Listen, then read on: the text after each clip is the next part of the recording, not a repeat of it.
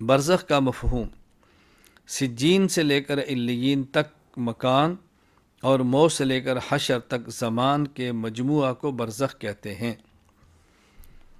سجین 7 زمینوں سے نیچے جگہ کا نام ہے، علیین 7 آسمانوں سے اوپر جگہ کا نام ہے۔ تو 7 زمینوں سے نیچے سجین، 7 آسمانوں سے اوپر علیین، یہ درمیان کی ساری جگہ مکان۔ موت کے بعد سے لے کر حشر تک کا جو وقت ہے یہ زمان، جب یہ دو چیزیں جمع ہوتی ہیں اسے کہتے ہیں برزخ۔ سجین سے علیین تک کا مکان اور موت سے لے کے حشر تک کا زمان، جب دو چیزیں ملتی ہیں تو پھر اس کو برزخ کہتے ہیں۔ یہ معنی سمجھ آ گیا تو نظریہ سمجھ آئے گا، عقیدہ سمجھ آئے گا، اشکالات ختم ہو جائیں گے۔ برزخ میں عذاب ہو رہا ہے کس کو؟ فرعون کو۔ لوگ کہتے ہیں فرعون تو اسی زمین پر ہے، اس کی تو قبر ہے ہی نہیں۔ ہم نے بتایا کہ قبر کہتے ہیں جہاں میت یا میت کے جزا وہی قبر ہے، گڑھا ضروری نہیں۔ برزخ کا عذاب کیسے ہے؟ برزخ تو بعد میں تمہارے سامنے ہے۔ سجین سے لے کر علیین تک کا مکان، یہ ساری جگہ، فرعون اس کے اندر ایسے باہر تو نہیں نکلا، تو یہ اس کے لیے برزخ ہے۔ اب دیکھو ہم اسی زمین پر ہیں، اور کتنے لوگ جو دفن ہو کے زمین پر نہیں، زمین پر ان کی میت کو رکھ دیا جاتا ہے، اور دفن بھی ہے تو اسی زمین کے اندر ہے نا، کسی اور جگہ پہ تو نہیں ہے۔ ایک شخص قبر میں دفن ہوتا ہے اور بظاہر سطح عرض سے وہ 3 فٹ نیچے ہے، 4 فٹ نیچے ہے، اور ایک شخص بیسمنٹ کے اندر رہتا ہے، تہ خانہ اور بیسمنٹ وہ 10 میٹر نیچے ہے۔ کہاں کہ بیسمنٹ کی 5 منزلیں ہوتی ہیں نیچے کی جانب، اور نیچے کی جانب 5 اس کے طبقات ہوتے ہیں۔ اب آپ بتائیں، وہ تو میت سے بھی نیچے ہے، وہ برزخ میں نہیں ہے اور یہ برزخ میں ہے، کیوں؟ اس لیے یہ شخص جس کی سانس چل رہی ہے، اس کا بھی زمانہ شروع نہیں ہوا، زمانہ موت کے بعد کا ہو۔ ہم یہاں اسی زمین پر ہیں، ہمیں مکان تو ملا ہے سجین سے علیین تک، ابھی زمان نہیں ملا جو موت سے حشر تک ہے، اور جو فوت ہو گیا اس کو مکان بھی مل گیا اور زمان بھی مل گیا۔ تو برزخ نام ہے سجین سے لے کر علیین تک کے مکان کا، اور موت سے لے کر حشر تک کے زمان کا۔ دو چیزیں ملیں تو پھر کہتے ہیں یہ برزخ ہے، پردہ ہے۔ اب یہ پردے میں چلا گیا، اب اس سے ہونے والے حالات ہمیں نظر نہیں آئیں گے، اس کو ثواب بھی ہوگا، عذاب بھی ہوگا، چیخیں بھی نکلیں گی اگر کافر ہے، راحت بھی محسوس کرے گا مومن ہے، لیکن ہمیں نظر نہیں آگا، کیوں؟ یہ برزخ اور پردے کے اندر چلا گیا ہے۔ قبر میں حیات: موت کے بعد قیامت سے پہلے قبر اور برزخ میں مردے کے جسم سے روح کا اتنا تعلق قائم کر دیا جاتا ہے جس کی وجہ سے اسے ایک قسم کی حیات ملتی ہے۔ قبر کی حیات نظر نہ آنے والی مخفی حیات ہوتی ہے، نہ آنکھ سے نظر آتی ہے اور نہ ہاتھ لگانے سے محسوس ہوتی ہے۔ قبر میں انسان کو حیات ملتی ہے، جیسے کہتا ہے نوع من الحیات، معمولی حیات۔ توجہ رکھنا، عام انسان کی بات ہو رہی ہے، نوع من الحیات، انبیاء علیہ السلام کی نہیں۔ اسے کہتے ہیں اتنی حیات قدر ما یتلذذ و یتألم۔ مومن ہے اور نیک ہے تو لذت محسوس کر سکتا ہے، کافر ہے یا فاسق ہے تو الم اور دکھ محسوس کرتا ہے۔ اتنی سی حیات اس کو ملتی ہے قبر میں، یہی اس کی قبر والی حیات ہے۔ اور یہ قبر والی حیات مخفی ہے، اس دنیا والے بندے کو نظر نہیں آ رہی، تو ہمیں نظر نہ آنے کا معنی کہ حیات ہی نہیں ہے۔ اللہ تعالیٰ کی ذات نظر نہیں آتی تو کیا ہم کہہ دیں کہ اللہ ہی نہیں ہے کہ نظر نہیں آ رہا؟ دنیا میں کتنی چیزیں نظر نہیں آتی لیکن اس کو مانا جاتا ہے، اسی کا نام ایمان بالغیب ہے۔ نظر نہ آئے پھر بھی مانے، ایمان بالغیب۔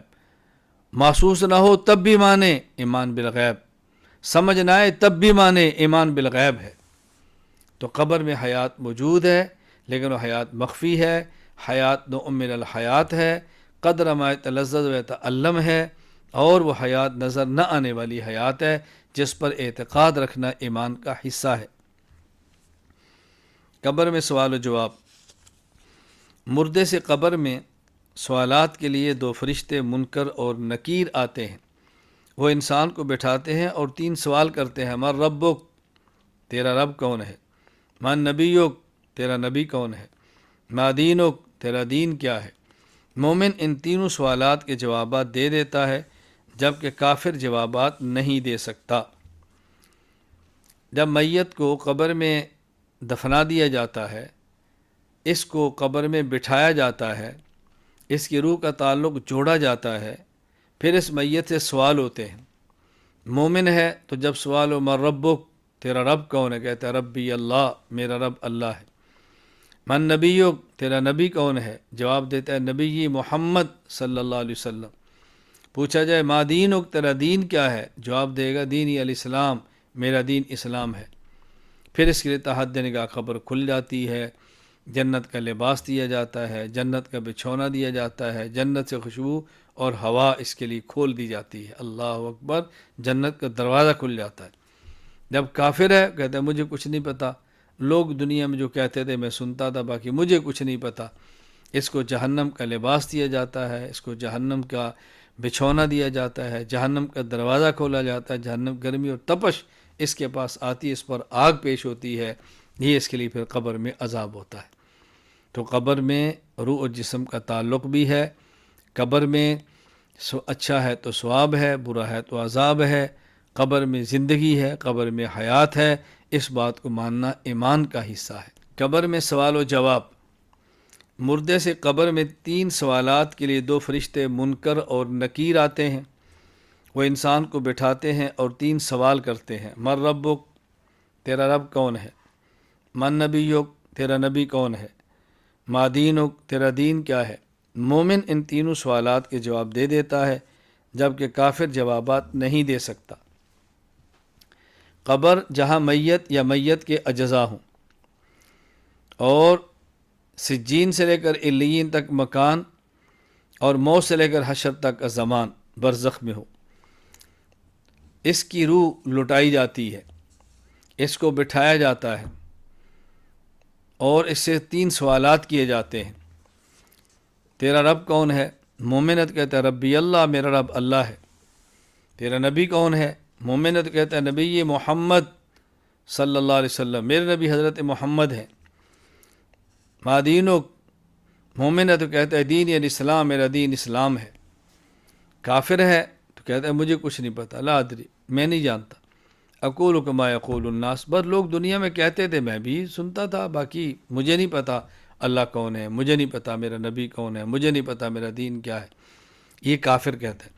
یہ ذہن نشین فرما لیں کہ جو قبر میں سوالات ہوتے ہیں اس کے لیے الفاظ یہ ہیں، اور بعض احادیث میں دوسرے الفاظ بھی آئے ہیں، ما تقول فی ھذا الرجل محمد صلی اللہ علیہ وسلم، یہ الفاظ بھی آئے ہیں، اور نبی محمد بھی آیا ہے، اور کہیں خاتم النبیین کا لفظ بھی آیا ہے، کئی الفاظ اور بھی آئے ہیں، لیکن ان سب کا خلاصہ اور بنیاد یہی تین سوال ہیں، تیرا رب کون ہے، تیرا نبی کون ہے، تیرا دین کیا ہے۔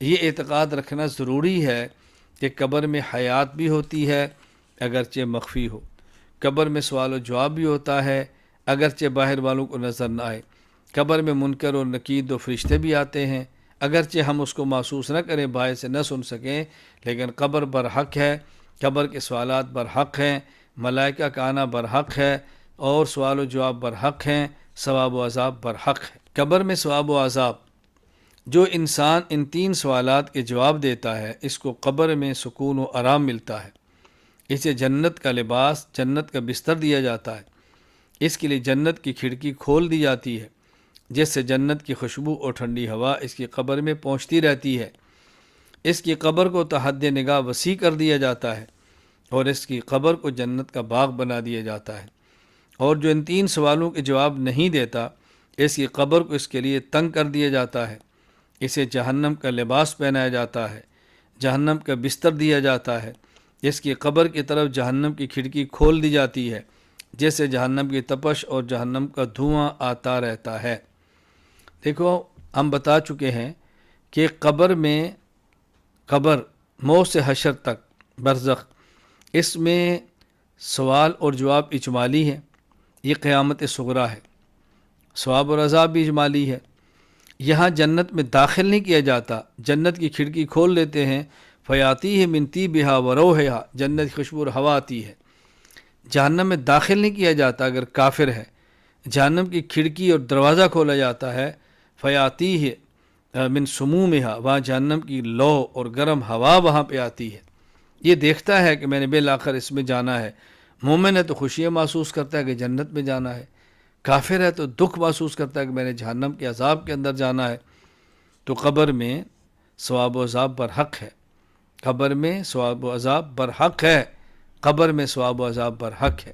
ایصال ثواب، انسان عمل کر کے اجر خود لے تو اسے ثواب کہتے ہیں، اور عمل کر کے اس کا اجر کسی اور کو دے تو اسے ایصال ثواب کہتے ہیں۔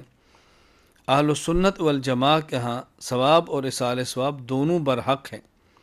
اگر کوئی زندہ مسلمان صحیح العقیدہ شریعت کے مطابق اخلاص کے ساتھ کسی زندہ یا مردہ شخص کے لیے جو مسلمان صحیح العقیدہ ہو دعا کرے، بدنی یا مالی نفلی عبادت کر کے اجر و ثواب میت کو دینا چاہے تو اللہ پاک اس کا ثواب میت کو عطا فرما دیتے ہیں۔ کوئی عمل کرنا ثواب خود لینا، کوئی عمل کرنا اجر خود لینا ثواب ہے، عمل کرنا اجر کسی اور کو دینا یہ ایصال ثواب ہے، اور یہ اللہ کا کرم کا معاملہ ہے، یہ نظام کرم ہے، قانون کرم ہے، قانون عدل نہیں ہے۔ دیکھیں، اگر کوئی شخص گناہ کرے اور کہ میرے اس گناہ کا عذاب فلاں کو دے، اللہ نہیں دیتے۔ کوئی نیک عمل کرے اور نفلی عبادت کرے، یا اللہ اس کا اجر فلاں کو دے، اللہ دے دیتے ہیں۔ یہ اللہ کا قانون کرم ہے کہ اللہ تعالیٰ انسان کو موت کے بعد پیچھے سے آنے والے ایصال ثواب کو عطا فرماتے ہیں۔ تو ایصال ثواب کا عقیدہ برحق ہے۔ قرآن کریم کی تلاوت کریں، درود پاک پڑھیں، یا کوئی اور ذکر اذکار کریں، نفل پڑھیں، صدقہ خیرات دیں، مسجد بنوا دیں، کوئی بھی ایسا نیک عمل کریں اور اس کا اجر کسی کو دینا چاہیں تو اللہ اس کا اجر عطا فرما دیتے ہیں، خواہ زندہ کو دیں، خواہ فوت ہو چکا اس کو دیں، حیٌ یا میت، اللہ ہر کسی کو اس کا اجر اپنے کرم سے پہنچا دیتے ہیں۔ یہ ایصال ثواب ہے۔ قیامت کبریٰ، اللہ تعالیٰ جب اس عالم کو فنا کرنا چاہیں گے تو جناب حضرت اسرافیل علیہ السلام کو حکم ہوگا، وہ سور پھونکیں گے جس کی آواز شروع میں نہایت دھیمی اور سریلی ہوگی، جو آہستہ آہستہ بڑھتی چلی جائے گی، جیسے انسان، جنات، چرند پرند سب حیرت کے عالم میں بھاگنے لگیں گے۔ جب آواز کی شدت اور بڑھے گی تو سب کے جگر ٹکڑے ٹکڑے ہو جائیں گے، پہاڑ ریزہ ریزہ ہو کر روئی کی طرح اڑنے لگیں گے، آسمان پھٹ جائے گا، ستارے جھٹ جائیں گے، سارا عالم فنا ہو جائے گا۔ پھر اللہ تعالیٰ کے حکم سے حضرت اسرافیل علیہ السلام پر بھی موت آ جائے گی، اللہ تعالیٰ کی ذات کے علاوہ کوئی چیز باقی نہیں رہے گی۔ کچھ عرصہ بعد اللہ تعالیٰ اسرافیل کو زندہ کر کے دوبارہ سور پھونکنے کا حکم دیں گے، جس سے پورا عالم ایک بار پھر وجود میں آ جائے گا اور مردے قبروں سے اٹھیں گے۔ یہی قیامت کا دن ہوگا۔ ہر بندے کو بارگاہ الہی میں پیش ہونا ہوگا، رب کے سامنے آ کر ہم کلام ہونا پڑے گا، درمیان میں کوئی ترجمان نہیں ہوگا۔ دنیا میں کیے ہوئے سب اعمال سامنے ہوں گے، ان کے بارے میں جواب دہی ہوگی۔ انسان کا ہر عمل اللہ تعالیٰ کے علم، لوح محفوظ اور کرام کاتبین کے دفتر میں محفوظ ہوگا۔ زمین انسان کے ہر قول و فعل کو ریکارڈ کر رہی ہے، زمین انسان کے ہر قول و فعل کو محفوظ کر رہی ہے۔ قیامت کے دن وہ سب کچھ اگل دے گی اور گواہی دے گی کہ اس انسان نے فلاں وقت اور فلاں جگہ یہ کام اچھا یا برا کیا تھا۔ انسانی اعضاء جوارے کو بھی اس دن زبان مل جائے گی جو انسان کے حق میں یا اس کے خلاف بولے گی۔ اس دن نبی اکرم صلی اللہ علیہ وسلم شفاعت فرمائیں گے۔ آپ صلی اللہ علیہ وسلم کے پیروکاروں کو یہ سعادت نصیب ہوگی، گمراہ اس سے محروم رہیں گے۔ قیامت کا دن دنیا کے دنوں کے اعتبار سے 50,000 سال کا ہوگا۔ اس دن ایک ترازو قائم ہوگا جس کے ذریعے اعمال تولے جائیں گے۔ جہنم کی پشت پر پل صراط قائم ہوگا جو بال سے زیادہ باریک اور تلوار سے زیادہ تیز ہوگا، اس کی مسافت 1500 سال کی ہوگی، ہر شخص کی رفتار اس کے اعمال کے مطابق ہوگی۔ اس دن موت کو ایک دمبے کی شکل میں لا کر ذبح کر دیا جائے گا۔ قیامت کی علامات صغریٰ یعنی چھوٹی نشانیاں۔ علامات صغریٰ سے مراد وہ علامتیں ہیں جو حضور صلی اللہ علیہ وسلم کی پیدائش سے لے کر حضرت مہدی علیہ رضوان کی آمد تک وقوع پذیر ہوں گی۔ ان میں سے کچھ علامات ظاہر ہو چکی ہیں اور کچھ باقی ہیں۔ یعنی قیامت کی دو قسم کی علامات ہیں، بعض علامات صغریٰ چھوٹی علامات، بعض علامات کبریٰ یعنی بڑی علامات۔ اب ان میں فرق کیا ہے؟ علامات صغریٰ کن علامات کو کہیں گے، علامات کبریٰ کن علامات کو کہیں گے، چھوٹی علامات کون سی کہلائیں گی اور بڑی علامات کون سی کہیں گی، قیامت کی چھوٹی نشانیاں کون سی ہے، قیامت کی بڑی نشانیاں کون سی ہے۔ تو حضور اکرم صلی اللہ علیہ وسلم سے لے کے حضرت مہدی رضی اللہ عنہ کی پیدائش تک ان علامات کو قیامت کی علامات صغریٰ چھوٹی علامات اور چھوٹی نشانیاں کہتے ہیں، اور حضرت مہدی کے آنے سے لے کر اگلی ساری علامات یہ سب قیامت کی علامات کبریٰ، بڑی علامات اور قیامت کی بڑی نشانیاں ہیں۔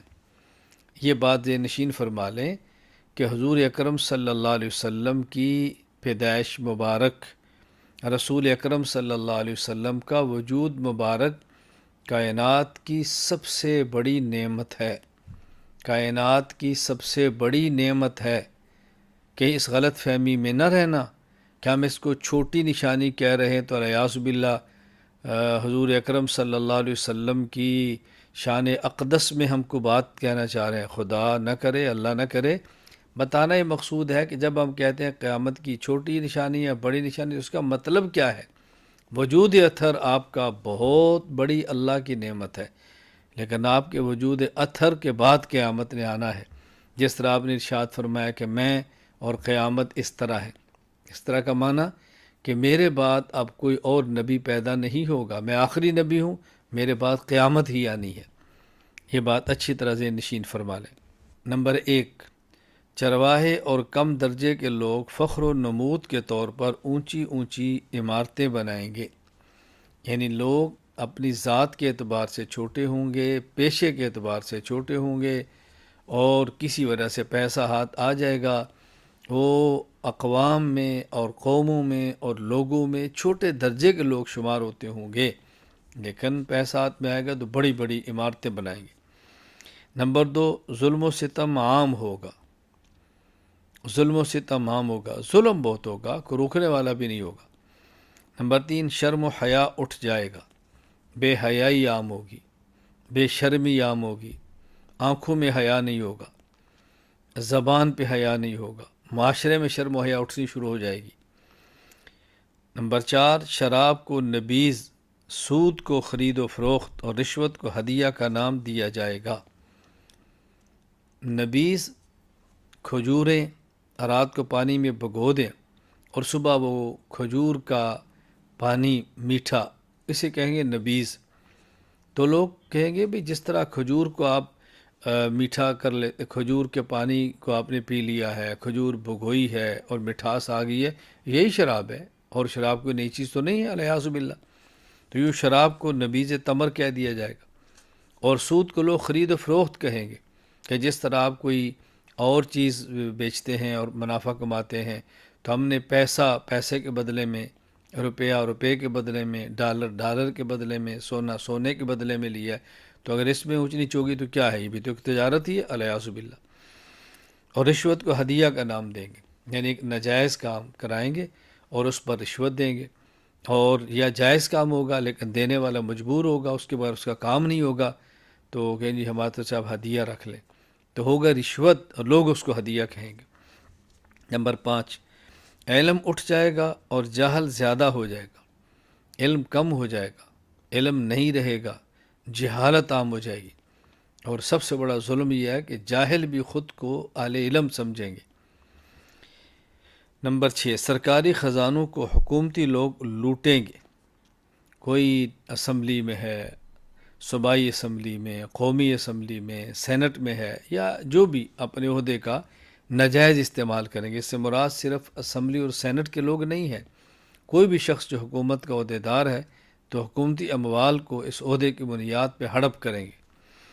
نمبر 7، زکوٰۃ کو ٹیکس سمجھا جائے گا، یعنی جس طرح کوئی انسان ٹیکس دے تو خود کے اوپر بوجھ محسوس کرتا ہے، اسی طرح لوگ اللہ کے نام پر زکوٰۃ دینے کو بھی بوجھ محسوس کریں گے۔ نمبر 8، دین کو دنیا کے لیے استعمال کیا جائے گا۔ کوئی انسان دین کا سبق دیتا ہے، مقصود دنیا ہے، علم پڑھاتا ہے، مقصود تنخواہ ہے، کوئی بیان کرتا ہے، مقصود کمانا ہے، قرآن کریم کی تلاوت کرتا ہے، مقصد پیسہ ہے، نعت پڑھتا ہے، مقصد پیسہ ہے، تو یہ مقصد دنیا کو بنا لیا جائے گا۔ ہاں، اگر کوئی شخص سبق پڑھاتا ہے اور اس کا کوئی ذریعہ معاش نہیں ہے اور وہ اس لیے پیسے لیتا ہے، اگر میں معاش کے لیے تنخواہ نہیں لوں گا تو مجھے دین کا کام چھوڑ کر دنیا کے کام میں لگنا پڑے گا، میری مجبوری ہے، تو یہ بات بالکل الگ ہے۔ یہ نہ سمجھا جائے کہ مؤذن کے لیے تنخواہ لینا، امام کے لیے تنخواہ لینا، دین پڑھانے والے کے لیے تنخواہ لینا کہ وہ بھی دنیا کے لیے ہے اور یہ اس کے اندر شامل ہے، ہرگز ایسی بات نہیں۔ ایک ہے دین کی خدمت کرنا اور کوئی اور ذریعہ معاش نہ ہونا اور مجبوری اور ضرورت کی وجہ سے معاوضہ لے لینا، یہ الگ بات ہے، اور ایک یہ ہے کہ دین بیان کرنے سے، دین پڑھانے سے مقصود دنیا ہو، یہ بات الگ ہے۔ دونوں میں فرق اچھی طرح سے نشین فرما لیں۔ نمبر 9، شوہر بیوی کی اطاعت کرے گا اور ماں کی نافرمانی کرے گا، یعنی ایک ایسا حق جو ماں کا ہے اس کو چھوڑ دے اور اس کے بدلے میں بیوی کی سائڈ لے، یہ معنی ہے کہ بیوی کی اطاعت کرے گا اور ماں کی نافرمانی کرے گا، وگرنہ اپنی بیوی کو خوش رکھنا، بیوی کے ساتھ دل لگی کرنا، بیوی کی ضرورتیں پوری کرنا، یہ بیوی کی اطاعت اور ماں کی نافرمانی نہیں۔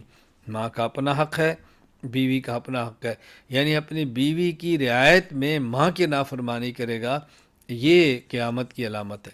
باقی ہماری ماؤں کو بھی یہ بات سمجھنی چاہیے کہ جو بیاہ کر ہم بہو لائے ہیں، جو ہمارے گھر میں آئی ہے، ہماری بیٹی ہے، کوئی اس کا بھی حق ہے۔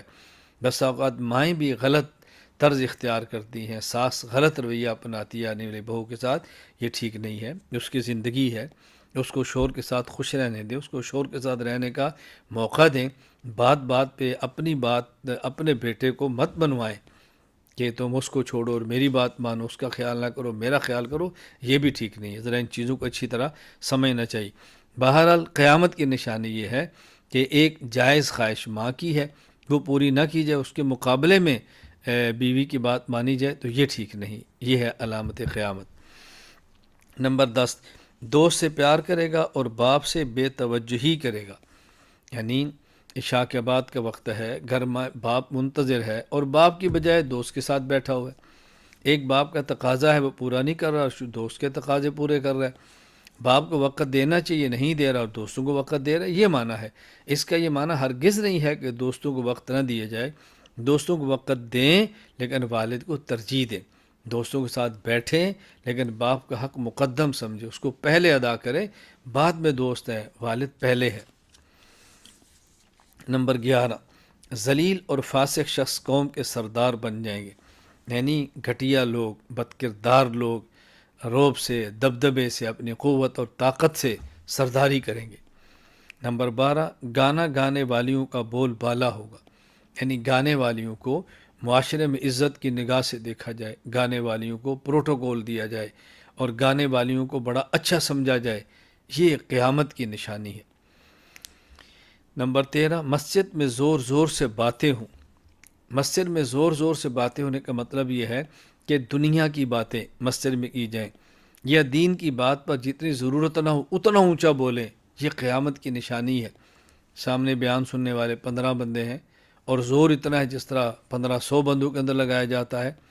مسجد میں نماز ہو رہی ہے اور امام کے جو مقتدی اتنے ہیں کہ وہ 5 ہیں یا 10 ہیں یا ایک صف ہے، اور لاؤڈ سپیکر لگا کر پورے مسجد میں اور مسجد سے باہر تک آواز، یہ بات ذہن نشین فرما لیں کہ مسجد میں زور زور سے باتیں کرنا یہ بھی ٹھیک نہیں ہے، اور اتنا اونچا بیان کرنا جس کی ضرورت نہ ہو یہ بھی ٹھیک نہیں ہے۔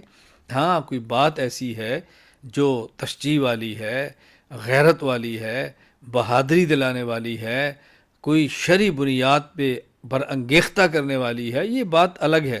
بلا وجہ شور شرابہ مسجد میں قیامت کی نشانی ہے۔ نمبر 14، شراب عام ہوگی۔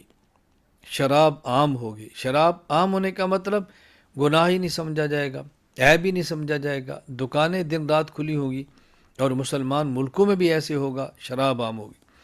نمبر 15، اس امت کے آخری لوگ پہلے لوگوں پر لعنت کریں گے، یعنی پہلے جو اکابر گزرے ہیں، جو اسلاف گزرے ہیں، جو دین کی خدمت کر چکے ہیں، بعد میں آنے والے ان پر لعنت کریں گے، ان کو برا کہیں گے، ان کی صحیح تحقیقات کو رد کریں گے اپنی شہرت اور لالچ کے لیے۔